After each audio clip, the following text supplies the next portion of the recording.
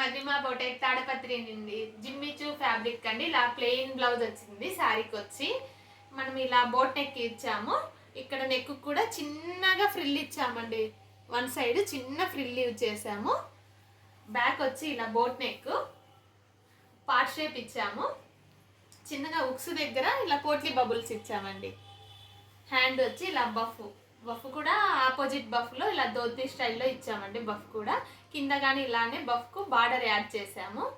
టోటల్గా చాలా బాగుందండి. బ్లౌజ్ వచ్చి మొత్తం ఆల్ ఓవర్ వచ్చిందండి. ఇలా డిజైన్ ఇలా బార్డర్ వచ్చింది కింద వచ్చి. ఇలాంటి శారీకి మనం బ్లౌజ్ కూడా ఇలానే టోటల్ చిన్న ఫ్లవర్స్తో వచ్చింటే ఇలా బాగోదనేసి ఇలా ప్లెయిన్ ఫ్యాబ్రిక్ తీసుకున్నామండి.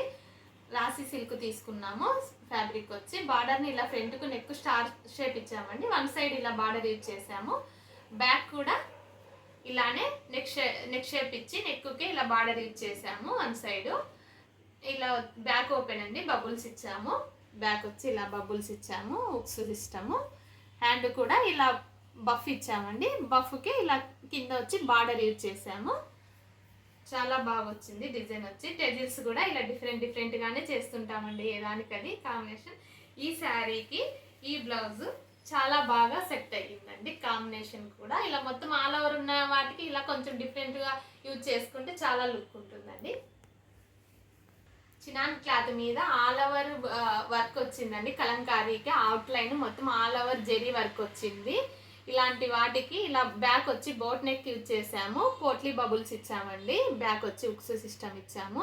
నెక్ కట్ కాకుండా ఆల్ ఓవర్ వర్క్ అంతా నీట్గా కనిపించాలనేసి ఇలా హై నెక్ యూజ్ చేసాము. హ్యాండ్స్ కూడా ఇలా స్కాలప్ ఇచ్చామండి. ఎల్బో హ్యాండ్ ఇచ్చాము. ఇలా స్కాలప్ ఉంది. హ్యాండ్ కూడా చాలా బాగా కనిపిస్తుంది.